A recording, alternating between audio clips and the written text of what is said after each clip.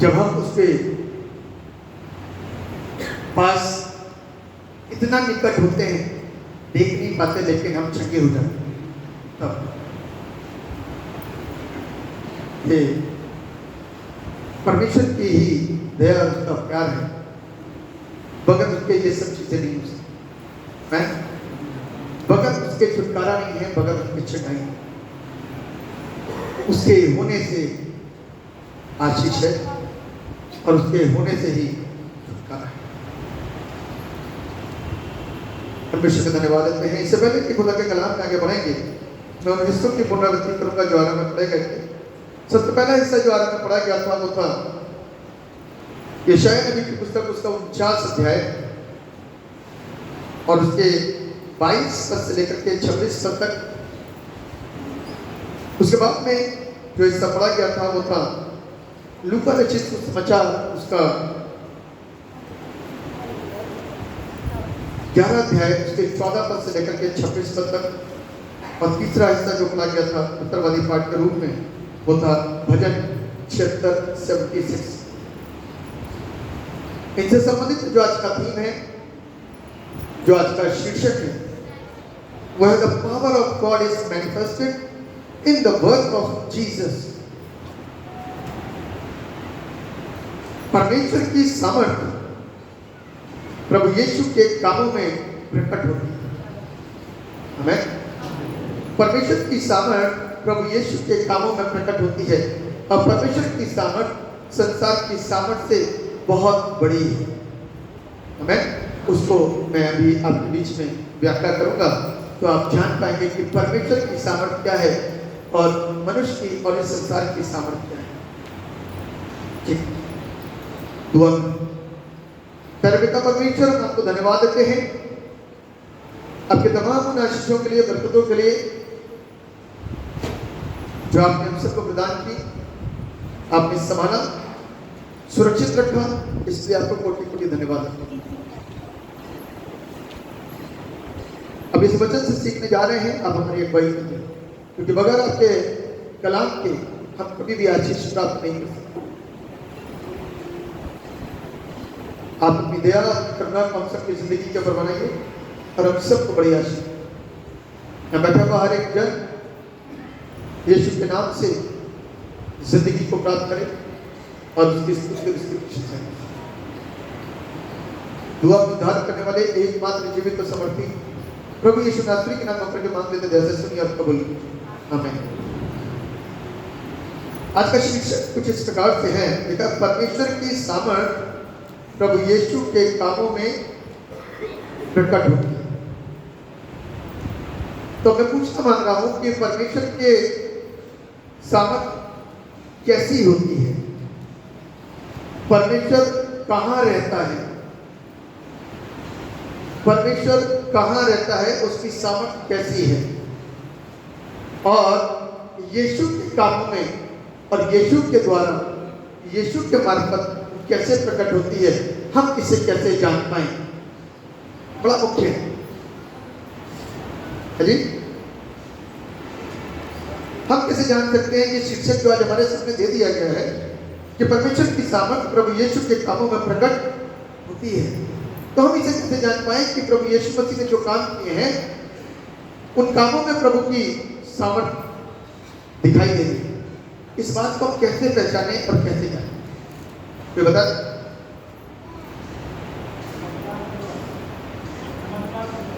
चमत्कार। इसमें एक लाइन को ऐड करेंगे, डॉक्टर भी खड़े हो सकते हैं और बोल सकते हैं कि जी हमने चंगा करा और हम ऐसा काम कर सकते हैं। लेकिन यहाँ पर चमत्कार शब्द इस्तेमाल होता है ना, तो वो चमत्कार यानी कि अचंभा करने वाला कार्य होता है। कैसा? अचंभा करने वाला कार्य, मतलब कि हम सब देख करके सुन करके अचंभित हो जाते हैं। अभी जब 10 तारीख में हम लोग पाम संडे मनाएंगे, तो उसमें एक अचंभित कार्य को देखने के लिए लोग उमड़ रहे थे। एक अचंभा करने वाले व्यक्ति को देखने के लिए भीड़ उमड़ रही थी। और अचंभा का कार्य क्या था मालूम है आपको? अचंभा का कार्य क्या था? वो 4 दिन के लाजर को जिंदा किया था। क्या किया था? 4 दिन के लाजर मरा हुआ था, वो सड़ा हुआ था, वो गला हुआ था। आज की तारीख में ऐसा ही होता है। मरा हुआ क्योंकि लिपटा हुआ है कब्र में, तो मरा हुआ है। सड़ा हुआ क्योंकि 4 दिन हो गए, उसके शरीर से सड़ने की बू आती होगी। गला हुआ क्योंकि जब 4 दिन हो गए तो शरीर गलना शुरू हो जाता है।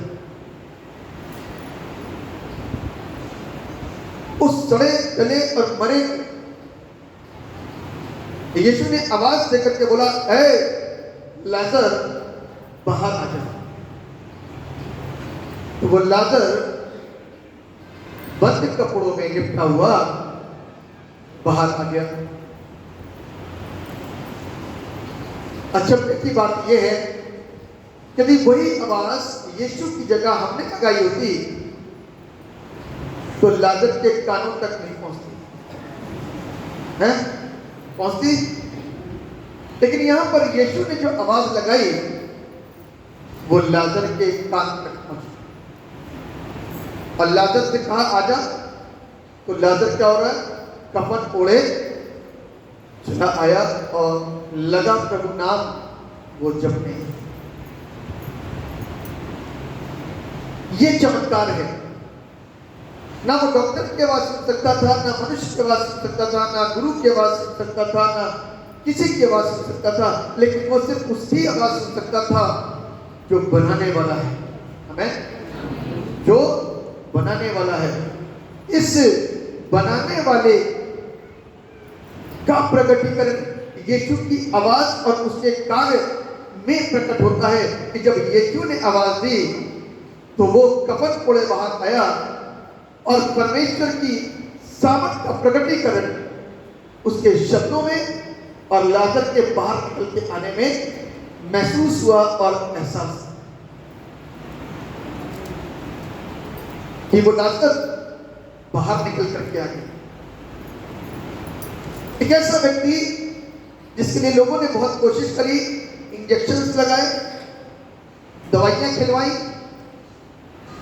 बीपी नपवाया, शुगर चेक करवाई, डॉक्टर को दिखाया, एमबीबीएस डॉक्टर को दिखाया, फिर गुरुओं को दिखाया, ज्ञानियों को दिखवाया, ओझाओं को दिखवाया। जब रास्ते बंद हो गए तो बाइबल बताती है कि उसको बांध करके कब्रिस्तान में छोड़ दिया। कहां छोड़ दिया? दोस्त बोले ना, कहां छोड़ दिया? क्यों? एक जीवित व्यक्ति को कोई कब्रिस्तान में छोड़ सकता है क्या? आप बताओ, बताइए। तो उसको तो छोड़ा गया ना। बाइबल लिखा कि नहीं लिखा? लिखा ना। एक व्यक्ति जो गिरासेनियों के देश में रहता था, उसके अंदर दुष्ट आत्मा थी।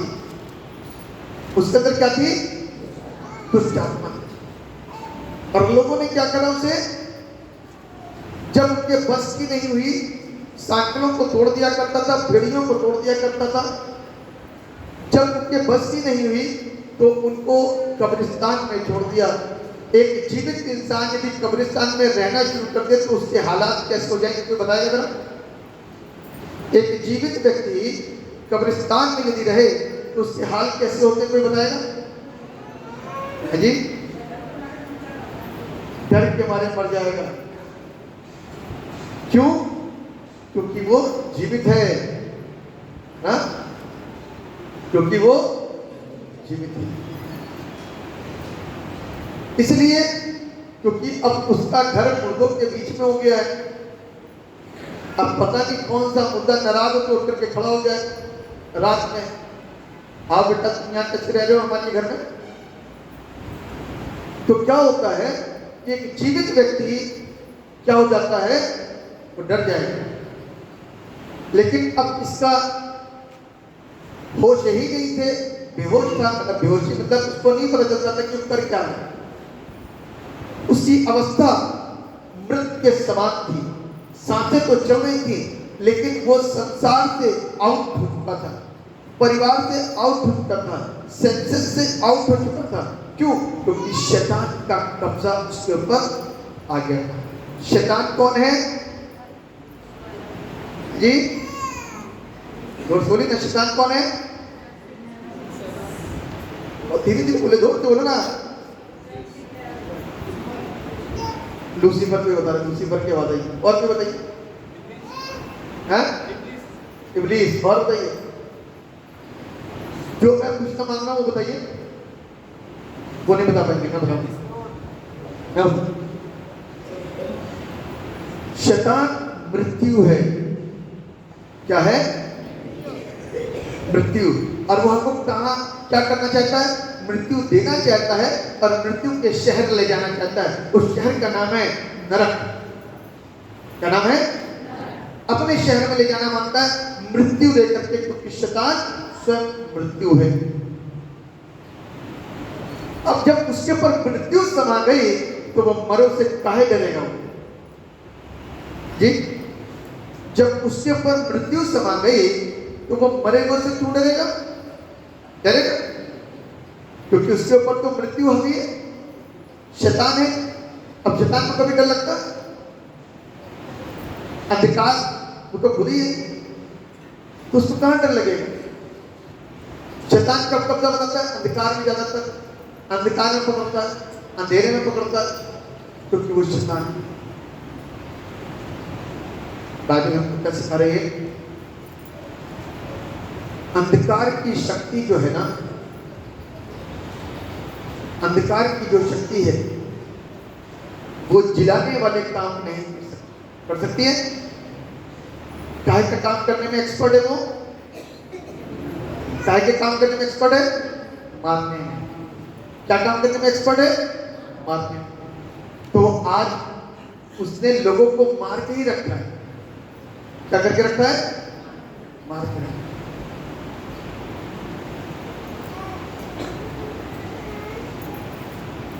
आप लोग लाइन में उठाइए, बीच में ना जाने दीजिए, लोग लाइन में उठाइएगा। तो शैतान ने क्या कर रखा है? मार के रखा है। और शैतान हमको कभी भी जीवन नहीं दे सकता। और बाइबल के अंदर एक ऐसा जिक्र आ गया, बाइबल के अंदर एक ऐसा हवाला आ गया जिसको हम और आप पढ़ेंगे तो समझ में आएगा कि लोगों की सोच क्या है, कि लोग अभी भी उस ईश्वर को, उस परमेश्वर को समझने में कितने असमर्थ कैसे हो रहे हैं। निकालिए लूका रचित सुसमाचार उसका 11वां अध्याय और उसके 14 पद से 26 पद तक।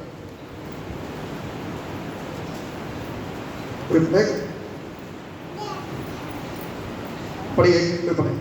फिर उसने एक गूंगी दुष्ट आत्मा को निकाला। हाँ। जब दुष्ट आत्मा निकल गई तो गूंगा बोलने लगा। हाँ। और लोगों को अचंभा हुआ, परंतु उनमें से कुछ ने कहा, यह तो बालजबूल नामक दुष्ट आत्माओं के प्रधान की सहायता से दुष्ट आत्माओं को निकालता है। हाँ। औरों ने उसकी परीक्षा करने के लिए उससे आकाश का एक चिन्ह मांगा। हाँ। परंतु उसने उनके मन की बातें जानकर उनसे कहा। बस हेलो, कलाम के अंदर लिखा हुआ है कि एक व्यक्ति गूंगा हो गया था, उसके अंदर दुष्ट आत्मा थी, डॉक्टर नहीं समझ पाया, उसने बता दिया कोई नस टूट गई है। क्या हो गया? अब बोल नहीं पाएगा जीवन पर्यंत। हमारा अपने गूंगे को साथ में लेकर के घूमते रहते। क्या होता है? अपने गूंगे को ये पता नहीं, अचानक से बुखार आया, गूंगा हो गया। यही बताते कि अचानक से बुखार आया, पता नहीं क्या हुआ, खाना खा रहा था, कोई चीज अटक गई और उसके बाद से बोलने में तो अपने अपने फिर पूछेगा कोई कि डॉक्टर को दिखाया, क्योंकि हाँ डॉक्टर को बताया कि अब नस कर गई, कुछ हो नहीं सकता। बड़े डॉक्टर को कहा जी एमबीबीएस को दिखाया, उन्होंने कहते कि जब कुछ हो नहीं सकता, बिल्कुल कुछ नहीं हो सकता, क्योंकि शैतान तो किसी को दिखेगा नहीं। शैतान तो छुप करके आपके गले में बैठ गया और आपके केटुओं को पकड़ रखा उसने, एक शब्द निकालेगा और बेचारा वो बंदा यूं ही करता, इशारों बात करता, आवाज नहीं निकलती। क्यों? क्योंकि शैतान हावी है। शैतान क्या है? हावी है। और शैतान क्या करता है? हमको और आपको मारने की कोशिश करता है। हम और आप सत्य को बोल नहीं पाएंगे, सच्चाई को बता नहीं पाएंगे। अब बाइबल कहती है कि फिर उसने एक गूंगी दुष्टात्मा को निकाला, और जब दुष्टात्मा निकल गई तो गूंगा बोलने लग गया। लोग हैरान हो गए, डॉक्टर हैरान हो गए, मित्र हैरान हो गए, दोस्त हैरान हो गए, पड़ोस हैरान हो गया, रिश्तेदार हैरान हो गए, घर के लोग हैरान हो गए, बेटे हैरान हो गए, बेटियां हैरान हो गई, पत्नी हैरान हो गई, पति हैरान हो गया कि हुआ क्या? हम लोग बेवकूफी थे क्योंकि तक तो कहा जाएगा कि हाँ जी हमारा बेवकूफी थे, क्योंकि परमेश्वर की सामर्थ प्रकट हुई यीशु के द्वारा कि गूंगा बोलने लगा। आमीन। परमेश्वर की सामर्थ प्रकट हुई कि गूंगा बोलने लगा, और इस बात को कोई डिनाई नहीं कर सकता, क्योंकि इस स्तर पे भी चेक हो गया, इस स्तर पे चेक हो गया, इस स्तर पे कोई सोच नहीं सकता कि बंदा ठीक भी हो जाएगा। लेकिन अब वहां से परमेश्वर की सामर्थ आई, और उस परमेश्वर की सामर्थ ने यीशु के मार्फत वो काम करके दिखा दिया। तो लोग चकित हो गए, और लोगों ने कहा भैया ये तो काम कहीं हो नहीं सकता था। अब ऐसा है कि ये हमें ऐसा महसूस होता है कि शैतान की शक्ति से काम कर रहा है। किसकी शक्ति से? वो मूर्ख लोग इस बात को नहीं समझ पाए कि अंदर से निकला क्या है? शैतान। अंदर से निकला क्या है? शैतान, जिसने पकड़ के रखा था गेट क्रॉस का, और अब वो बोलने लगा तो उसको बुरा लग रहा है। आज की तारीख में भी कुछ ऐसा ही है। उस सच्चाई को, उस जीवन के देने वाले परमेश्वर को लोगों ने रिजेक्ट कर दिया। क्या कर दिया था? दोस्तों बोले बढ़िया आदमी नहीं है, ये बढ़िया नहीं है। ये लोगों को यदि गूंगों को बोलने की शक्ति दे रहा है तो ये काम बढ़िया नहीं कर रहा। अंधों की आंखों को खोल रहा है तो ये काम अच्छे नहीं कर रहा। लंगड़ों को यदि चला रहा है तो काम अच्छे नहीं कर रहा। क्यों? क्योंकि फकीर फरीसी और शास्त्री के मन मुताबिक काम नहीं हो रहा था। फकीर फरीसी और शास्त्री के मन मुताबिक काम नहीं हो रहा। उनके मन के अनुसार काम हो तो जय जय यीशु, और यदि उनके मन के अनुसार काम ना हो, कहां के यीशु? है ना? अब समस्या तो यही खड़ी हुई कि फकीर फरीसी और शास्त्रियों के पेट में दर्द यूं हो गया कि उनके बस की तो कुछ रही नहीं। क्योंकि बाइबल हमको इस बात को सिखाती है कि जो बीमार हुआ करते थे, तो मैंने एक दिन विचार किया था घर पे, कोड़ियों के कोड़ को बीमारों को दिखाने के लिए कई याजकों के पास जाया जाता था, और वो चेक करवाते थे कि देखो भैया इसकी बीमारी कैसी वाली है, घर में रहने वाली है कि घर से बाहर रहने वाली है। यानी कि कोड़ी होगा तो घर के बाहर होगा, और यदि कोड़ी नहीं है उसका ट्रीटमेंट किया जाएगा, वो घर के अंदर रह सकता। तो यहां पर किसी का बस नहीं चला, किसी का काम नहीं हुआ, कोई ठीक नहीं कर पाया, लेकिन यीशु ने ठीक कर दिया। तो लोगों ने पीछे से कहा एक काम कर, एक बात मन के अंदर डाल दे लोगों के, और एक इसका बड़ा बवाल हो जाएगा, बड़ा प्रोपेगेंडा हो जाएगा, और लोगों के दिमाग में ये बात सेट हो जाएगी कि ये ठीक नहीं हुआ था, अब कैसे ठीक हो गया। तो एक बात बीच में डाल दे, शैतान के द्वारा काम कर रही है। तो सारी भीड़ क्या बोलने लगी? हाँ भैया तुम तो बालज़बूल की सहायता से काम कर रहे हो। ये बालज़बूल कौन है? दुष्टात्माओं का सरदार, यानी कि शैतान की सहायता से तुम काम कर रहे हो।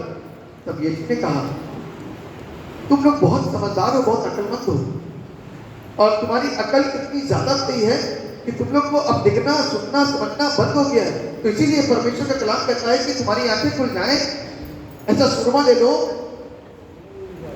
तुम्हारे कान खुल जाए, ऐसा कलाम देख लो, तुम्हारी बुद्धि आ जाए, ऐसी समझ ले लो मुझसे।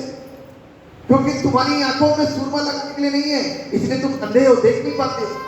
अरे भैया शैतान इस धरती पर आया क्यों है? पहला सवाल कोई जवाब देगा? शैतान इस धरती पर आया क्यों है? लोगों को प्यार करने के लिए, बर्बाद करने के लिए, मृत्यु देने के लिए, नाश करने के लिए। तो भैया ये गूंगा बर्बाद था, अब आबाद हो गया है, तो ये काम शैतान का हो सकता है कि परमेश्वर का? ये गूंगा बर्बाद था, आबाद हो गया, बर्बाद करने वाला शैतान, मृत्यु डालने वाला शैतान, गूंगा करने वाला शैतान। तो शैतान का तो काम हो गया था। किसको पता चलता किसने करा? कोई भेद नहीं खुलता, कोई राज सामने खुल करके नहीं आता, किसी को नहीं पता चलता। लेकिन अब तुम्हारे क्यों दर्द हो रहा है? तुमको क्या प्रॉब्लम हो रही है? ये ठीक हो चुका है। तो जीवन कौन दे रहा है? परमेश्वर। इतनी सी बात तुम्हें नहीं समझ आती, इसीलिए तो कहते हैं आंखों में लगाने के लिए और कानों को खोलने के लिए खुदा का कलाम, और समझ के लिए परमेश्वर के कलाम की समझ चाहिए, परमेश्वर की समझ चाहिए, तभी हम देख सुन और समझ पाएंगे, वरना तो मुश्किल है मेरे भाइयों, वरना तो मुश्किल है। खुदा का कलाम हमको इस बात को सिखा रहा है, बता रहा है, समझा रहा है, जता रहा है। अभी तक हम यही समझते हैं कि सारे काम शैतान के द्वारा हो रहे हैं, तो ये हमारी भूल है। हम कलाम से बहुत पीछे हैं, कलाम से बहुत दूर हैं। यीशु मसीह को इस वजह से लोगों ने रिजेक्ट कर दिया कि चंगा कर रहा है। मैं आपके सामने पढ़ूंगा, बात खूबसूरत से एक सही लिखी है, खूबसूरत से लिखी है। यीशु मसीह के विषय में लिखा है, the Jews rejected Jesus as the Messiah because Jesus did not fulfill their ideas of Messiah. देखा क्या लिखा हुआ है? क्योंकि यीशु मसीह ने उनके आइडिया को जो था मसाया के प्रति, सच्चाई के प्रति, उनकी मन की मर्जी, उनकी इच्छा को पूरा नहीं किया, इसीलिए उन्होंने यीशु को रिजेक्ट कर दिया। क्या कर दिया? जोर से बोलो ना। अभी हमें यीशु पसंद नहीं, हमें यीशु नहीं, हमको बरअब्बा चाहिए। कौन चाहिए? जोर से बोलो ना। जानते बरअब्बा कौन है? नहीं जानते। बरअब्बा एक डाकू था। लोग किसको पसंद करते हैं आज की तारीख में? डाकू को। इसलिए क्योंकि डाकू ही तो चर्च में सेंध लगाएगा, डाकू की खो बनाएगा। बाइबल क्या कहती है? अभी अपन लोग 10 तारीख को जब पाम संडे मनाएंगे, पाम संडे के बाद का जो रवि सोमवार आएगा, उसके अंदर जो रीडिंग आएगी वही है कि तुमने परमेश्वर के घर को डाकुओं की खो बना दिया है। तो लोग किसको प्यार कर रहे थे? फकीर फरीसी किसको गले लगा रहे थे? किसको लगा रहे थे? बरअब्बा एक डाकू को। कहते थे हमें डाकू चाहिए, हमें यीशु नहीं चाहिए, हमें मुक्तिदाता उद्धार करता नहीं चाहिए, हमें जीवन नहीं चाहिए, हमें छकाई नहीं चाहिए, हमें छुटकारा नहीं चाहिए, हमें आजादी नहीं चाहिए, हमें मुक्ति नहीं चाहिए, हमें शांति नहीं चाहिए, हमें यीशु नहीं चाहिए, हमको बरअब्बा चाहिए। We want बरअब्बा, we want बरअब्बा। क्योंकि हमारे मन के मुताबिक काम नहीं है, हमारे आइडियाज के अनुसार यीशु काम नहीं कर रहा, इसलिए हम यीशु को स्वीकार नहीं करते। बरअब्बा अब हमारा सब कुछ हो गया, अब बरअब्बा हमारे लिए काम करेगा। एक संसार की शक्ति को उन्होंने क्या करा? स्वीकार किया। बाइबल इस बात बता रही है। कौन बता रहा है? बाइबल बता रही है कि बरअब्बा को उन लोगों ने क्या करा? स्वीकार किया। मेरे प्रियो, आज चर्च के अंदर इस प्रकार की चीजें यदि आ गई तो क्या हो जाएगा? चर्च नाश हो सकता है। क्योंकि डाकू को हम ताकत देते हैं, डाकुओं को शक्ति प्रदान करते हैं, डाकुओं के हाथों में सारी चीजें सौंप देते हैं, तो फिर बुरा लगता है। तो फिर क्या होता है? बुरा लगता है। तभी अब लोग कहते हैं कि देखो जी उसने प्रॉपर्टी बेच दी, वो अच्छे नहीं है, उसने प्रॉपर्टी बेच दी, वो अच्छे नहीं है, वो ऐसे खराब है, वहां ऐसा होता है, वहां ऐसा होता है। लोग एक तरफ से उसको पसंद भी कर रहे हैं और एक तरफ से उसको रिजेक्ट भी कर रहे हैं। भैया बाइबल कहती है स्थिरता ले आओ अपने अंदर। क्या लेकर के आओ? स्थिरता। एक चीज पे तो खड़े रहो, एक ईमान तो रखो। तुम्हारा तो फिसलने वाला ईमान है, ना तो तुम ठंडे गए ना तुम गर्म गए, क्योंकि तुम गुनगुने हो, इसलिए मैं तुमको मुंह से उगलने पर एक जैसे हो जाओ ना। कभी तो तुम उसका विरोध करने लग जाते हो जो चर्च की प्रॉपर्टी बेच रहा है, और कभी तुम उससे ही प्यार करने लग जाते हो जो चर्च का बुरा कर रहा है। बाइबल हम और आप सीख नहीं पा रहे, हम और आप समझ नहीं पा रहे। बाइबल हमके समाज को सिखा रही है क्या शैतान कभी भी अपना विरोधी हो सकता है?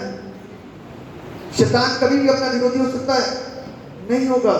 उसने एक राज्य को स्थापित करा है, उस राज्य के अंदर वो फूट नहीं डाल सकता।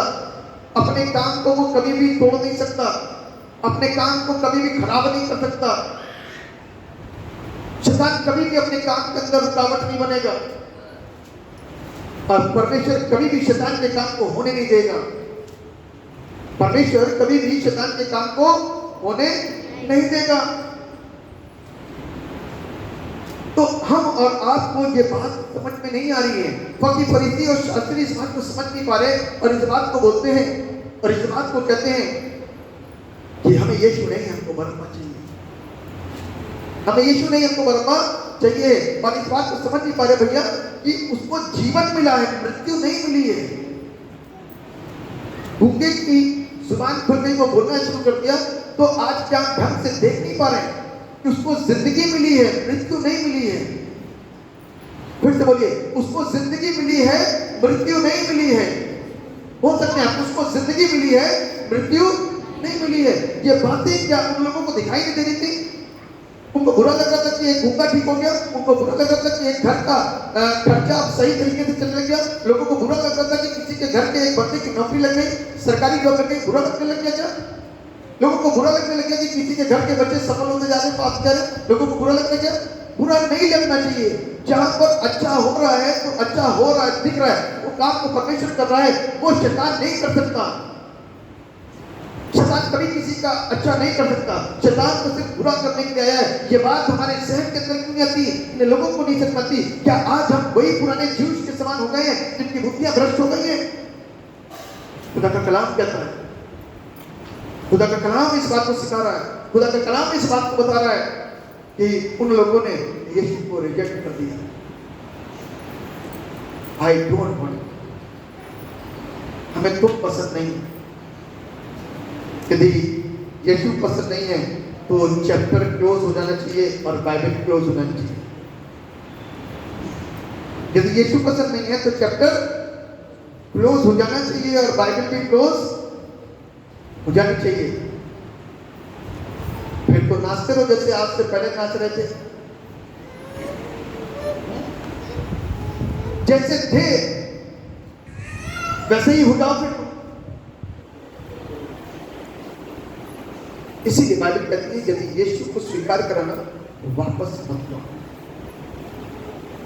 उन पूजा पाठों में, उन मान्यताओं में, उन चीजों में मत जाना। अब देखो ना, अभी भाई ने गवाही दी, अब की बार होली नहीं मनाई, अब की बार होली नहीं मनाई, सुकून का जीवन रहा। लेकिन डर डर के यदि मनाते कि कुछ हो ना जाए तो दिक्कत होती। आपको धीरे धीरे विश्वास बढ़ाना है, धीरे धीरे विश्वास बढ़ाना है और बढ़ेगा, क्योंकि जैसे जैसे आप यीशु के दामन को पकड़ के रहोगे ना, वैसे वैसे आपको बल मिलता रहेगा, ताकत मिलती रहेगी, शक्ति मिलती रहेगी और आप आशीषित होते चले जाओगे। मैं ये तो बाल जबूल की सहायता से काम कर रहा है, तो हमारा विश्वास तो नहीं है कि शैतान बाल जबूल लोगों को जीवन देगा। वो जीवन देने नहीं आया, वो मारने के लिए आया। आज के लोग समझते हैं, लेकिन उस जमाने के लोग नहीं समझ पा रहे थे, जबकि आंखों के सामने यीशु था, जबकि आंखों के सामने यीशु था, लेकिन नहीं समझ पा रहे थे, नहीं समझ पा रहे थे। आंखें बंद थी, कान बंद थे, बुद्धि में ताले लगे थे, लेकिन यीशु ने ताला खोल दिया कलाम की चाबी से, क्योंकि परमेश्वर की बुद्धि जब शुरू होती है तो सबकी बुद्धि बंद हो जाती है। वो सोचते थे कि कहते लोगों को इस तरीके से चढ़ा दो तो लोग चढ़ावे में आकर के बोलते जाएंगे, लेकिन इस बात को भूल गए कि यीशु को कुछ करने की जरूरत नहीं, सिर्फ बातों को क्लियर कर देगा वो, उसी से लोगों को सारा क्लियरिफिकेशन मिल जाएगा। क्या शैतान लोगों को जीवन दे सकता है? कहानी खत्म, फैसला हो गया, न्याय हो, अब कुछ नहीं हो सकता। यदि हम लोग उसको देखें, यशाया उसके 49 उसके 22 तक में लिखा है, कहता प्रभु यहोवा यूं कहता है, देख मैं अपना हाथ जाति जाति के लोगों की ओर उठाऊंगा और देश देश के लोगों के सामने अपना झंडा खड़ा करूंगा, तब वे तेरे पुत्रों को अपनी गोद में ले आएंगे और तेरी पुत्रियों को अपने कंधों पर चढ़ाकर तेरे पास पहुंचाएंगे। राजा तेरे बच्चों के निज सेवक और उनकी रानियां दूध पिलाने के लिए तेरी धाइयां होंगी। वे अपनी नाक भूमि पर रगड़ कर तुझे दंडवत करेंगे और तेरे पांव की धूल चाटेंगे। तब तू यह जान लेगी कि मैं ही यहोवा हूं। मेरी बात होने वाले कभी लज्जित, परमेश्वर पर विश्वास करने वाले उसकी बात होने वाले कभी भी लज्जित नहीं होंगे। ये खुदा का कलाम कहता है। आज यानी कहां के लोग यहां पर बैठे हुए सब एक दूसरे दिखाई दे रहे हैं, शक्ल से नहीं, विश्वास में आस्था में जरूरत हो, ठीक, विश्वास में आस्था में जरूरतों में तो एक जैसे दिखाई दे रहे ना।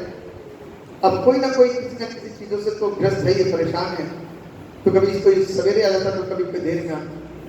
जीवन चाहिए, यीशु के द्वारा जीवन चाहिए।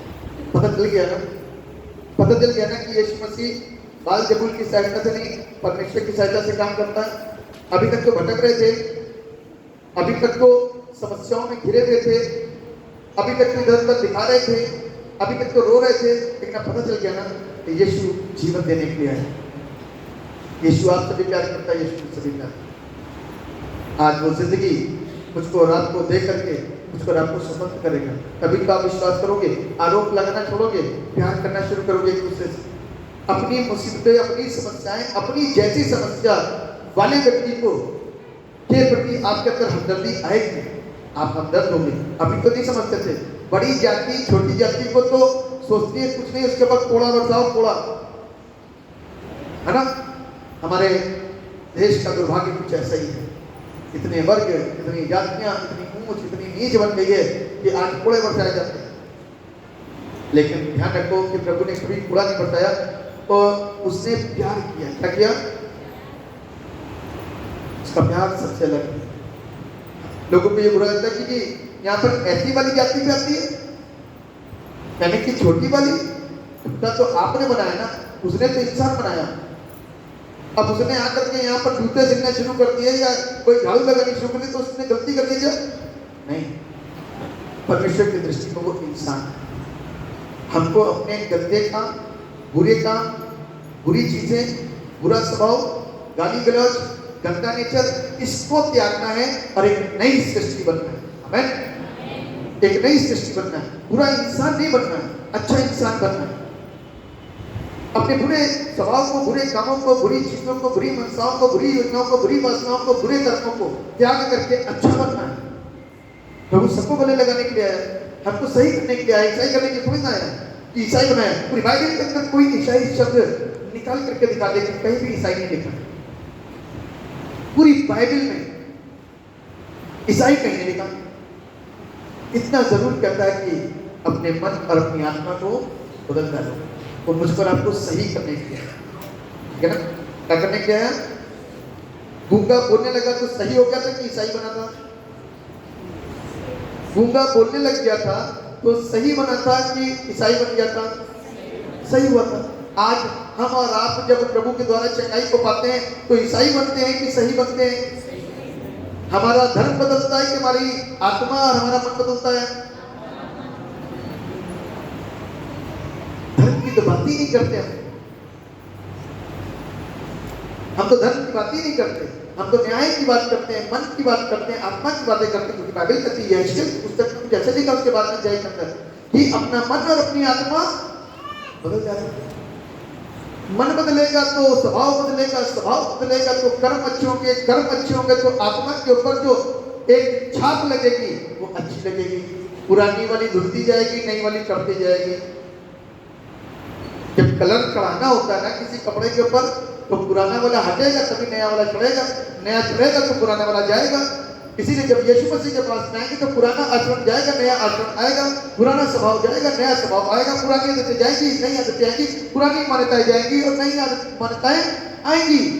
अब नई मान्यताओं के अंदर न पत्थर को पूजना है, न फूलों को पूजना है, न जानवरों को पूजना है, न इंसानों को पूजना है।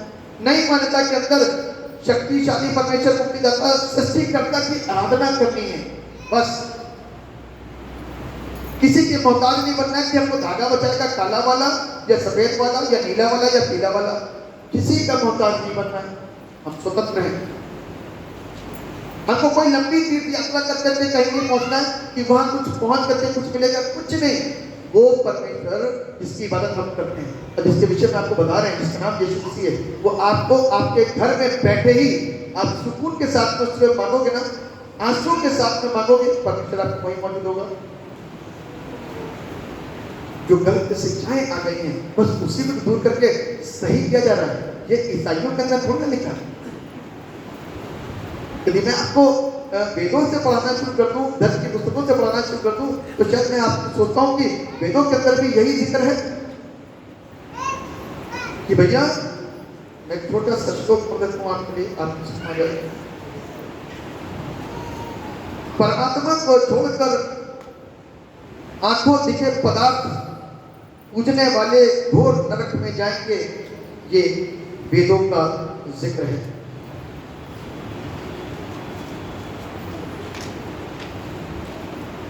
लिखा हुआ बड़ा साफ, परमात्मा को छोड़कर आंखों दिखे, ये दिख गया, ये दिख गया, जानवर दिख गया, इंसान दिख गया, कुछ भी दिख गया, आंखों दिखे पदार्थ को पूजने वाले घोर अंधकार में जाएंगे। कहां जाएंगे? जोर से बोलो, नरक में जाएंगे। कहां जाएंगे? नरक में जाएंगे। बचेगा कोई नहीं। पदार्थों की उपासना नहीं करनी, पदार्थों को नहीं करना है, सच्चाई का अनुसरण करना है, सच्चाई का अनुसरण करना है। तो आप सही हो रहे हो कि गलत हो रहे हो? जोर से बोले। अरे सही की तो आवाज लगा सकते जोर से कि पत्थरों को खाली डालने से अच्छा, पत्थरों को खाली डालने से अच्छा किसी गरीब के मुंह में डाल दो, तो आप सही कर रहे हो कि गलत कर रहे हो? अभी तक क्या करते थे? हैं? पत्थर को देते थे और खाता कौन था? हैं? तो 1 किलो कुत्ते के लिए ले लिया ना पहले से घर में, नहीं लेता कोई, अनजाने में सारे काम करते। मेरे प्रियो, आज हमको और आपको उस सच्चाई को सीखना है और उस सच्चाई को सीखना। प्रभु यीशु मसीह को ईसाई बनाने के लिए नहीं, सही बनाने के लिए धरती बनाया। हमारा धर्म नहीं बदलता वो, क्योंकि उसने धर्म नहीं बनाया। अब ये बताओ, इनमें से आप उनके वस्त्रों को देख करके बताओगे कि ये किस धर्म के? वस्त्र को देख करके। यदि पगड़ी रखी होगी तो आप बता दोगे सरदार नहीं है, यदि बुर्का पहना होगा तो बता दोगे मुस्लिम भाई बहन, और ऐसे वस्त्रों में बता दोगे हिंदू है, और हमको थोड़ा सा सूट पहना होगा तो आप बता दोगे जी ईसाई है। चेहरे पे, माथे पे तो कोई धर्म नहीं लिखा है। हमारा खाना भी फर्क है, हमारे जानवर भी फर्क है, हमारे पेड़ भी फर्क है? कुछ ऐसा है क्या? नहीं। हमारी धूप थोड़ी फर्क पड़ती है, आपकी बारिश थोड़ी फर्क है, ऐसा नहीं है। तो बनाने वाले ने फर्क नहीं करा तो इतनी बुद्धि हमारे अंदर क्यों नहीं, अभी तक क्यों नहीं समझ पाए? हमको और आपको समझना है। प्रभु यीशु मसीह हमको सही करने के लिए आया। क्या करने के लिए आया? आज हम सही हो रहे हैं ना, हम गलत नहीं हो रहे। आपको गलत शिक्षा नहीं मिलेगी। इसीलिए बाइबल जो चाहे वो ले और पढ़े, अपने घर में पढ़ो आराम से, और पढ़ करके जितने क्वेश्चन हो सब पूछो, आपको बताया जाएगा। गलत कुछ नहीं लिखा, किसी का बुरा कुछ नहीं लिखा, किसी का अहित नहीं किया गया। सत्य का मार्ग दिखाया गया और बताया गया कि वो सत्य का आत्मा आएगा और तुमको बचाएगा। तो परमेश्वर आज मुझको और आपको बचाने के लिए यहाँ पर मौजूद है, जीवन देने के लिए मौजूद है, और इतना मजबूत है, इतना मजबूत है कि दुनिया में कहीं चले जाएंगे कुछ नहीं होगा। रोक पीट करके लाखों खर्च करके आप यहाँ पर आओगे, और यहाँ आने के बाद में आपको क्या मिलेगा? जीवन। मैं ये गवाहियां जो हम लोग रखते हैं, किससे रखते मालूम है? कि जिन लोगों ने गवाहियां सुन ली उनका विश्वास बढ़े। क्या क्या है? विश्वास। तो परमेश्वर मुझको और आपको कभी भी गलत नहीं होने देगा, सही होने देता है। इसीलिए आज जो काम चर्च में हो रहे हैं, यीशु के नाम से हो रहे हैं, यीशु के द्वारा हो रहे हैं, उसमें परमेश्वर की सामर्थ्य, संसार की सामर्थ्य बस यही तक है कि पैरासिटामोल की गोली दे करके ठीक हो गए तो ठीक हो गए, ठीक हो गए तो ठीक हो गए। श्योरिटी कोई नहीं है, क्या नहीं है? श्योरिटी कोई नहीं है। और कोरोना जैसी महामारी के अंदर जो आपको दवाइयां दी गई, श्योरिटी कोई नहीं थी कि कौन मरेगा कौन बचेगा, श्योरिटी कोई नहीं थी। लेकिन यीशु पर विश्वास करने वालों के लिए श्योरिटी थी।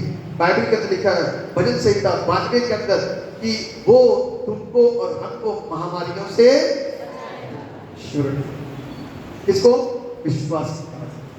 तो जो परमेश्वर पर विश्वास करेगा परमेश्वर की सामर्थ्य को अपने जीवन के अंदर महसूस करने पाएगा, एहसास।